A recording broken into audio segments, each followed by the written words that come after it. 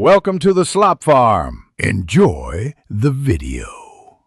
You start by powering up the Ps5 and signing into your primary account.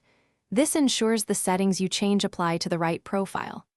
Press the PS button to bring up the control center, then select Settings. Once there, head straight to Sound or Microphone.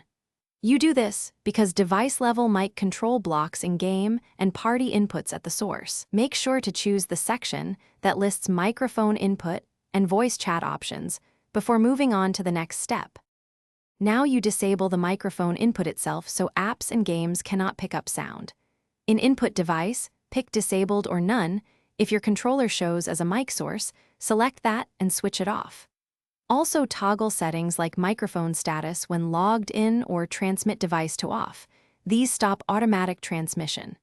For extra safety, open party or game chat and disable voice chat there, because some games override system mic settings unless session-level chat is turned off. Finish by confirming the mic is off.